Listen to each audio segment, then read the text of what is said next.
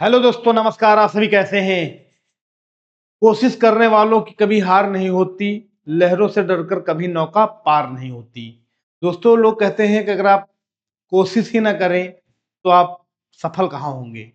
वो हमारा काम है प्रयास करना, सफलता असफलता वो छोड़ दो। हमारा काम है किसी चीज को पाने के लिए, किसी चीज को करने के लिए सबसे बड़ी चीज है प्रयास। आप प्रयास नहीं कर रहे हैं तो ये आपकी फॉल्ट है। आप प्रयास करिए, सफल हो रहे तो ठीक, नहीं सफल हो रहे तो ठीक। आपको सिर्फ काम करना, अपने काम में पूर्ण रूप से समर्पण करना है।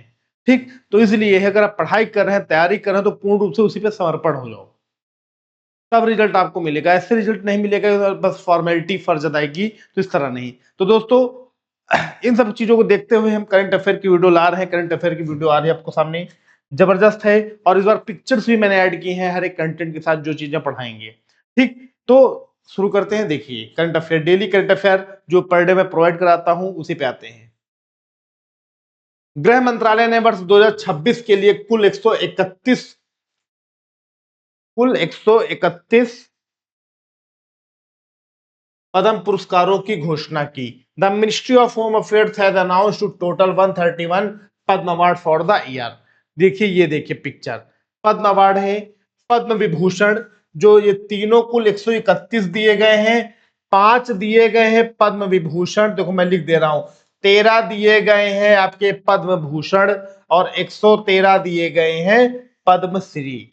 ठीक है, देखो मैं पिक्चर के नीचे लिख दे रहा हूं उनकी संख्या कि 5 पद्म विभूषण, 13 पद्म भूषण और 113 पद्मश्री अवार्ड दिए गए हैं। ठीक, इसकी वीडियो मैं अलग से एक बना के लाऊंगा 2026 गणतंत्र दिवस के इंपॉर्टेंट क्वेश्चन की। ठीक, इसकी वीडियो इसी मंथ आपको मिल जाएगी, हो सकता है कल ही मिल जाए, हो सकता है परसों मिले, लेकिन इसकी वीडियो आपको मिलेगी। ठीक, तो ये जो अवार्ड 2026 गणतंत्र दिवस में पद्म अवार्ड दिए गए, कुल 131 दिए गए हैं। कितने दिए गए? कुल 131 पदक दिए गए हैं, जिसमें 5 पद्म विभूषण है, देखो विभूषण लिखा है, 5 भूषण है, पद्म भूषण, 5 पद्मश्री अवार्ड दिए गए हैं। ठीक, तो शुरू करते हैं। अगला, एशिया का सबसे बड़ा civil aviation event wings India 2026 Telangana राज्य में आयोजित किया जाएगा। Asia's largest civil aviation event wings India 2026 will be held in the state of Telangana. Telangana में कहां पे होगा दोस्तों? तो तेलंगाना में होगा हैदराबाद में। हैदराबाद में सर कहां पे होगा? तो बेगमपेट हवाई अड्डा पे। कहां होगा? तो बेगमपेट हवाई अड्डा पे, बेगमपेट हवाई अड्डा पे होगा। ठीक, और ये जो है 28 तारीख से 31 तारीख तक ये हवाई जो होगा, जो एशिया का सबसे बड़ा सिविल एविएशन, जो नहीं एयरफोर्स वाले अपना करतब दिखाते हैं वो चीज, तो 28 से 31 के बीच होगा, हैदराबाद के बेगमपेट हवाई अड्डे पे होगा। ये बहुत ही इंपॉर्टेंट है, बहुत ही अच्छा क्वेश्चन है, जो 28 से 31 के बीच होगा।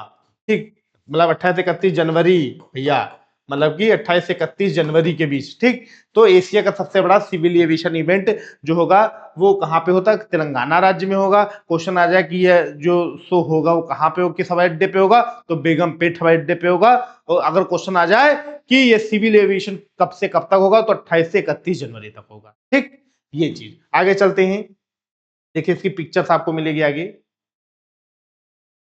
ये देखिए मैंने लगाया है, Hyderabad to host Asia's largest aircraft showcase at wings India 2026 फ्रॉम जनवरी 28 टू 31। ठीक, ये देखिए, ये दिखाते नहीं एयरफोर्स वगैरह में, देखिए देख रहे हैं ना, इसी तरह होगा। अगला क्वेश्चन है, ओलंपिक काउंसिल ऑफ एशिया के अध्यक्ष के रूप में शेख जोआन बिन हमद अल थानी को चुना गया। शेख जोआन बिन हमद अल थानी को चुना गया। शेख जोआन बिन हमद अल थानी has been elected as the president of the Olympic Council of Asia। Olympic council of Asia के ये हेड चुने गए, और ये है कहां के रहने वाले? कतर के रहने वाले। ठीक, ये अध्यक्ष इसलिए चुने गए कि 2036 में जो ग्रीष्मकालीन ओलंपिक है, ग्रीष्मकालीन ओलंपिक है, वो अपने यहां कराना चाहते हैं, ग्रीष्मकालीन ओलंपिक। ठीक, ये यहाँ कहाँ मेजबानी करेगा, यूएई करेगा मेजबानी। यूएई यूनाइटेड अरब इमारेट जो है ये मेजबानी करेगा 2036 के ग्रीष्मकालीन ओलंपिक का। ठीक, तो ये कहाँ, कतर के क्वेश्चन आ जाएगा। ओलंपिक काउंसिल ऑफ एशिया के अध्यक्ष जो चुने गए वो किस देश के हैं, नाम ना पूछा जाए। ठीक, तो कतर के हैं, कहाँ के, कतर के हैं। ठीक, तो ये हाल ही में चुने गए हैं। ठीक दोस्तों,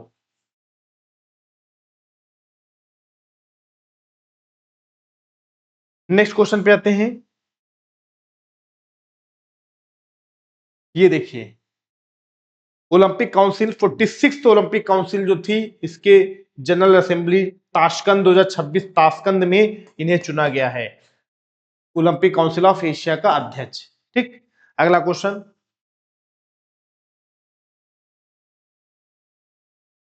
माओवादियों के विरुद्ध ऑपरेशन मेगाबुरु झारखंड राज्य में चलाया गया। Operation Megaburu against Maoist was carried out in the state of Jharkhand.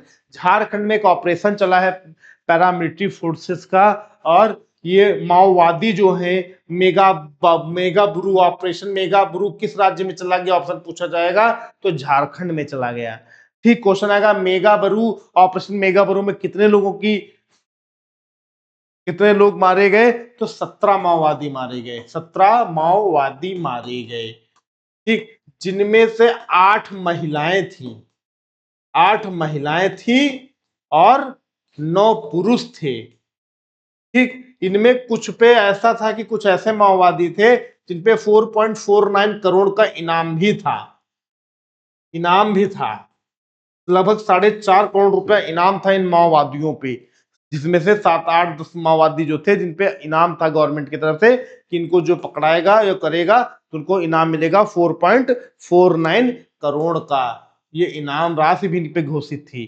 ठीक, तो 17 माओवादी ऑपरेशन मेगाबुरु में हुआ, 17 माओवादी मारे गए। ठीक, ये एक बड़ी सफलता मानी जाती है। ठीक, क्वेश्चन ये आ जाएगा कि माओवादी विरुद्ध जो ऑपरेशन मेगाबुरु चला था इसमें कितनी माओवादी महिलाएं थी, ऑप्शन आएगा 5, 7, 8, 10। तो 8 महिलाएं थी जो इस अभियान में माओवादी थी और मारी गई। ठीक, तो कुल 17 माओवादी मारे गए, इतना आप जानिए। ठीक, आगे चलते हैं। ये देखिए पिक्चर्स इसमें दिखाई गई हैं। ठीक, अगला है, विश्व आर्थिक मंच ने आंध्र प्रदेश में चौथे औद्योगिक क्रांति केंद्र की स्थापना करने की घोषणा की। The world economic forum has announced the establishment of fourth industrial revolution central in Andhra Pradesh. ठीक, आंध्र प्रदेश ये भारत का तीसरा क्षेत्र हो जाएगा, ये भारत का तीसरा रीजन हो जाएगा। ठीक, ये भारत का तीसरा रीजन हो जाएगा, भारत का तीसरा क्षेत्र हो जाएगा जहां पे औद्योगिक क्रांति शुरू होगी। मतलब सबसे पहले मुंबई में शुरू हो चुका है, मुंबई में हुआ, नंबर 2 पे तेलंगाना में हुआ। ठीक, और नंबर 3 पे आंध्र प्रदेश है, नंबर 3 पे कौन सा है, आंध्र प्रदेश है, जहां पे ये शुरू किया जा रहा है। ठीक, ये और विश्व आर्थिक मंच द वर्ल्ड इकोनॉमिक फोरम ने अनाउंस किया चौथे औद्योगिक क्रांति केंद्र, चौथे औद्योगिक क्रांति केंद्र स्थापित किया जाएगा। बहुत अच्छा क्वेश्चन है कि चौथा औद्योगिक क्रांति केंद्र जो है, जिसमें तीसरा यह आंध्र प्रदेश को चुना गया। ठीक, Hyderabad to host WS centre for fourth industrial revolution. ठीक, तो आंध्र प्रदेश को चुना गया, आंध्र प्रदेश में किया जाएगा और उनका उद्देश्य क्या है, ठीक, ऊर्जा व साइबर को लचीलापन बनाना, ऊर्जा उत्पादन व साइबर को लचीलापन बनाना, साइबर को लचीला बनाना। ठीक, तो ये सारी चीजें जो हैं की जाएंगी। तो विश्व आर्थिक मंच के द्वारा देखा जाए तो आपका जो आंध्र प्रदेश को चुना गया विश्व आर्थिक मंच के रूप में। ठीक,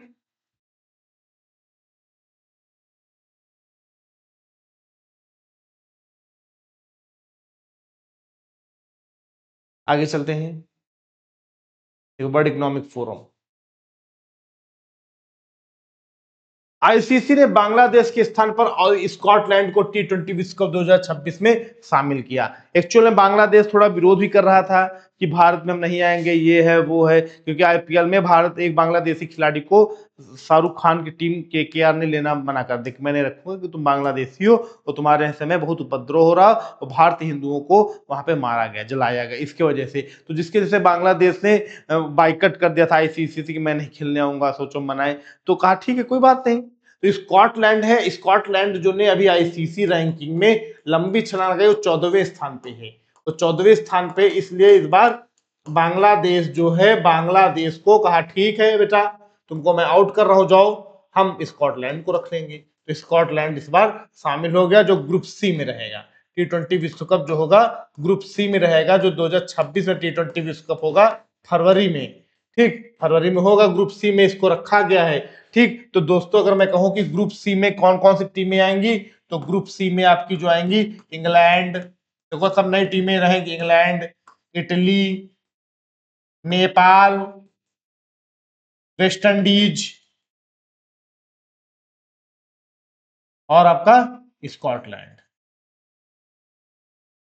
ठीक, जो इंग्लैंड पुरानी है और वेस्ट इंडीज पुरानी, इटली, नेपाल और स्कॉटलैंड। स्कॉटलैंड भी कई मैच खेल चुकी, लेकिन इटली और नेपाल जो है नए देश हैं, जो इस बार ग्रुप सी में स्कॉटलैंड को रखा गया है, क्योंकि बांग्लादेश आईसीसी कहे मैं नहीं खेलूंगी तो मैं भारत नहीं खेलने आऊंगी, कोई बात नहीं, तो इनको बाहर का रास्ता दिखा दिया और स्कॉटलैंड को इस बार विश्व कप में, T20 विश्व कप में देखो रख दिया गया।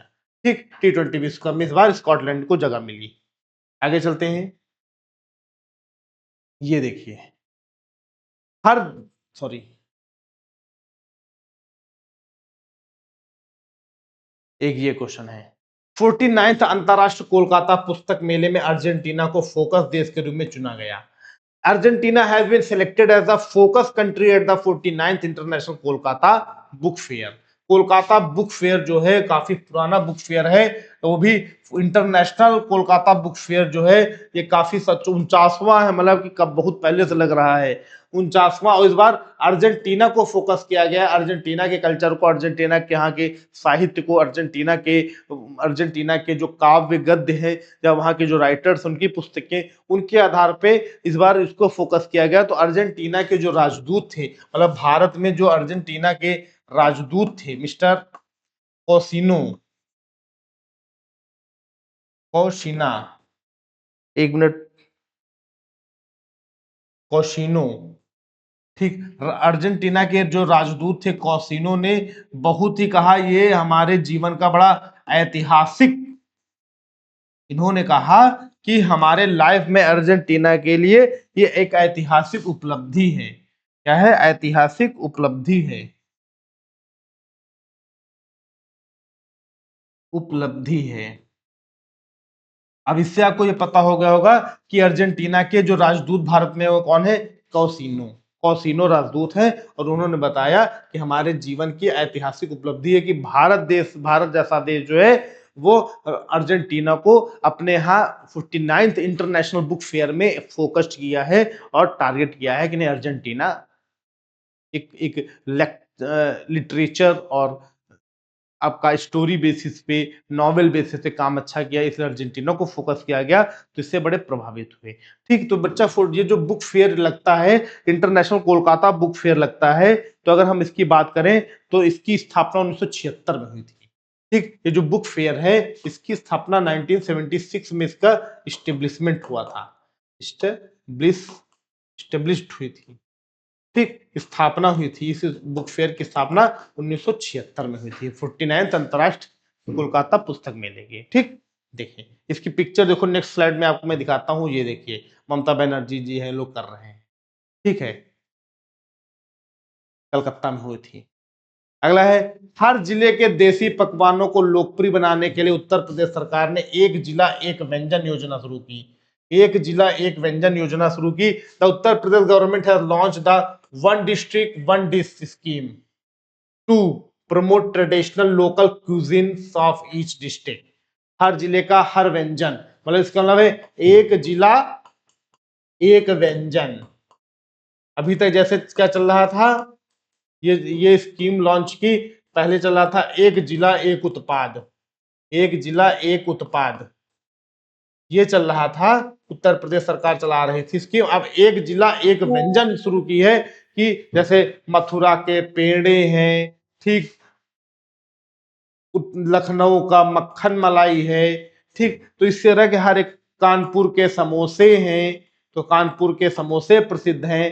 ठीक, तो इसी तरह हर एक जो डिस्ट्रिक्ट हैं, हमारे 75 जो जिले हैं, इन जिलों में, हर एक जिलों में, जैसे आगरा के पेठे हैं, ठीक, आगरा के पेठे हैं, मथुरा के पेड़े हैं, कानपुर के समोसे हैं, लखनऊ की मक्खन मलाई है, ये फेमस चीज है। ठीक, तो ये व्यंजन है, तो उसे 75 जिलों के हर एक जिले के अपने अपने फेमस चीजें, खाने पीने वाली चीजें, तो उनके लिए इस पे काम किया गया है। ठीक, मोतीचूर के लड्डू कहीं के फेमस हैं, कहीं की जलेबी फेमस, कहीं पे इमरती फेमस, तो हर एक जिले का एक व्यंजन ये स्कीम लाई और उसको फोकस किया गया। और इनसे जो छोटे वर्ग के जो कर्मचारी हैं, व्यापारी हैं, तो उनका एक बहुत अच्छा एक नई योजना, उसके तहत उनको ग्रांट भी हासिल, मतलब उनको कुछ ना कुछ मदद भी की जाएगी कि आप अपना चलाइए, आपके क्षेत्र का, आपके जिले का ये फेमस चीज है। ठीक, तो बड़ी अच्छी चीज है ये उत्तर प्रदेश सरकार ने लॉन्च किया। ठीक, अगला है, भारत के सर्वोच्च शांतिकालीन वीरता पुरस्कार अशोक चक्र से शुभांशु शुक्ला को सम्मानित किया गया। Subhanshu Shukla has been awarded India's highest peacetime gallantry award, the Ashok Chakra. Ashok चक्र शुभांशु शुक्ला जी को प्राप्त हुआ। और शुभांशु शुक्ला जी जो थे एक एयरफोर्स ऑफिसर थे, एयरफोर्स ऑफिसर हैं, सॉरी, ऑफिसर्स हैं। ठीक, और साथ ही साथ सबसे बड़ी चीज है कि ये अंतरिक्ष पे गए थे, भारत की तरफ से इन्होंने नेतृत्व किया था, भारत की तरफ से इन्होंने नेतृत्व किया था। अंतरिक्ष पे गए, अंतरिक्ष यात्री अभी नहीं कहा जाएगा कि अंतरिक्ष यात्री थे, इनकी एस्ट्रोनॉट जिसे बोला जाता है, एस्ट्रोनॉट थे। ठीक, और लगभग 1 महीने तक वहां रुके भी थे। ठीक, तो ये एक बहुत बड़ी चीज है कि एयरफोर्स थे, फाइटर प्लेन उड़ाते थे, एक्सपीरियंस था। और दूसरी चीज क्या है बच्चा, कि ये जो है ये लखनऊ के ही थे। कहाँ के थे? लखनऊ के थे। लखनऊ में सीएमएस स्कूल है, वहां के पढ़े हुए हैं, एयरफोर्स में थे। और कहा जाएगा कि शुभांशु शुक्ला अंतरिक्ष यात्री जो थे, अंतरिक्ष यान बने थे, तो किस यान से गए थे? अगर क्वेश्चन पूछे किस अंतरिक्ष यान से ये अंतरिक्ष पे गए थे, क्वेश्चन पूछने कहीं से पूछ सकता है। तो ये जिस अंतरिक्ष यान से गए थे उसका नाम था कुछ ड्रैगन करके।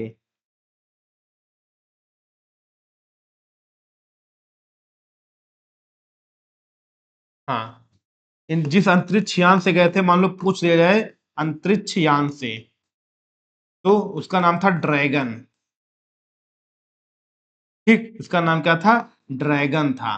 ठीक, और किस एजेंसी की तरफ से गए थे? तो फ्लोरिडा के कैनेडियन से, कैनेडियन स्पेस एजेंसी से गए, की तरफ से गए थे। क्वेश्चन भैया कहीं से पूछा जा सकता है, किस अंतरिक्षयान से गए थे? ड्रैगन से गए थे, जो फ्लोरिडा के कैनेडियन स्पेस एजेंसी है वहां से ये गए थे, भेजे गए थे। और अभी हाल ही में इनको एक और अवार्ड मिला है, इनको हाल ही में एक और अवार्ड मिला है, उत्तर प्रदेश का गौरव सम्मान। उत्तर प्रदेश का गौरव, उत्तर प्रदेश का गौरव सम्मान, उत्तर प्रदेश का गौरव सम्मान भी इन्हें अभी हाल ही में दिया गया है। गौरव सम्मान प्रदान किया गया है, यही 22-23 जनवरी में ही। ठीक, तो इनको इनका दो दो बड़े बड़े अवार्ड मिले, एक उत्तर प्रदेश का गौरव सम्मान मिला, फिर बाद में इन्हें अशोक चक्र भी मिला। तो ये अशोक चक्र एक बड़ा अवार्ड माना जाता है।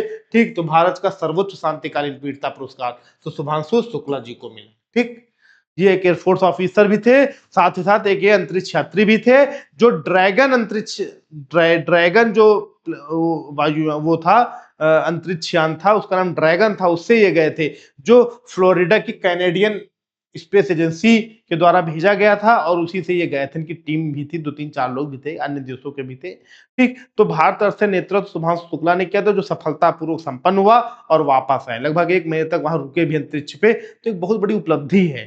ठीक, तो ये चीजें, और अभी हाल ही में ने उत्तर प्रदेश का गौरव सम्मान भी इसी जनवरी 22-23 जनवरी को मिला। ठीक, आगे चलते हैं। ये देखिए शुभांशु शुक्ला जी हैं, द्रौपदी मुर्मू जी भारत के राष्ट्रपति हैं, ये इनको अवार्ड दे रहे हैं। ठीक, एयरफोर्स ऑफिसर हैं, ये देखो साइन। ठीक, आगे चलते हैं। प्रसिद्ध अभिनेता धर्मेंद्र को मरणोपरांत पद्म विभूषण से सम्मानित किया गया। Renowned actor Dharmendra has been posthumously awarded the Padma Vibhushan, मैंने मरणोपरांत इन्हें कौन सा पद्म विभूषण अवार्ड दिया गया। ठीक, धर्मेंद्र जी जो थे 1960 में डेब्यू किए थे फिल्म जगत में, 1960 में फिल्म जगत में इन्होंने डेब्यू किया था। और उनकी जो पहली फिल्म थी, इनकी जो पहली, मतलब क्वेश्चन पूछ रहे थे कि अभिनेता धर्मेंद्र जी की मृत्यु जो पद्म विभूषण मिला, इनकी पहली फिल्म कौन सी थी, तो इनकी जो पहली फिल्म थी बहुत गजब की थी, दिल भी मेरा, दिल भी मेरा, पिक्चर का नाम है दिल भी मेरा और हम भी तेरे, हम भी तेरे, इनकी पहली फिल्म थी दिल भी मेरा हम भी तेरे। फिर इनकी मूवी दूसरी है 16 और शबनम, 16 और शबनम आई। ठीक, तो इसी तरह इन्होंने लगभग कुल 300 फिल्में की हैं, 300 फिल्म की हैं। उनकी जो सबसे प्रसिद्ध फिल्म थी, इनकी जो सबसे प्रसिद्ध फिल्म थी वो कौन सी थी, जो आज के डेट में भी चर्चे में रहती है, तो शोले। कौन सी, शोले। बसंती इन कुत्तों के सामने मत नाचना, धर्मेंद्र जी का डायलॉग, शोले इनकी आज भी प्रसिद्ध फिल्म है। ठीक, दूसरी चीज, इनका जो रियल नेम था धर्मेंद्र जी का, जो वास्तविक नाम है वो क्या है, तो धर्मेंद्र केवल कृष्ण देओल, इनका ये पूरा नाम है। फुल नेम इनका धर्मेंद्र केवल कृष्ण देओल था, धर्मेंद्र केवल कृष्ण देओल था। बितना बेटा इतने फैक्ट, इतने अच्छे अच्छे पॉइंट मिल रहे हैं जो आपके एग्जाम से संबंधित करंट का डेटा है, क्वेश्चन कुछ भी पूछा जा सकता है। ठीक, और इनकी जो प्रारंभिक शिक्षा हुई थी, इनके गांव से हुई थी, इनके प्रारंभिक जो इनको शिक्षा दी गई, तो इनके गांव के स्कूल में ही इन्होंने पढ़ा, गांव के स्कूल में, जहां इनके पिता जो थे प्रधानाध्यापक थे, प्रिंसिपल थे उस स्कूल के, इनके पिताजी धर्मेंद्र जी के। तो वहीं पे इन्होंने पढ़ाई शिक्षा दीक्षा भी ली, फिर आगे पंजाब यूनिवर्सिटी से उन्होंने पढ़ाई की और बाद में फिर मुंबई है। ठीक, तो दोस्तों ये सिलेक्टेड क्वेश्चन थे, इंपॉर्टेंट क्वेश्चन थे करंट अफेयर्स के। उम्मीद है क्वेश्चन समझ में आए होंगे, कुछ अलग डिफरेंट मैंने किया था। ठीक, लेकिन अब जो है और अच्छे से अच्छा जितना हो पाएगा उतना अच्छा प्रोवाइड करने का प्रयास करूंगा, पिक्चर सहित अच्छे कंटेंट, क्वेश्चन साथ उनका डिटेल्ड। तो थोड़ा ये होगा कि हर एक क्वेश्चन आप खुद नोटिस करिए, जो क्वेश्चन आपको मिल रहे हैं देखिए सबके आपको एक्सप्लेनेशन साथ में फैक्ट और एक्स्ट्रा भी मिल रहे हैं। भले हमारे 8-10 क्वेश्चन 12 क्वेश्चन रहते हैं, लेकिन हम सब में आपको फैक्ट जरूर प्रोवाइड करा रहे हैं। जो भी क्वेश्चन आप उठाइए उसमें आपको फैक्ट जरूर मिलेंगे। ठीक, एक्स्ट्रा 2-3-4 फैक्ट आपको मिलते रहेंगे। ठीक, तो दोस्तों आज की क्लास हम यही ओवर करते हैं, समाप्त करते हैं। जल्द ही आपको मिलेंगे नेक्स्ट क्लास का, तो पर डे 6 बजे तो मेरी ये क्लास मिलेगी आपको।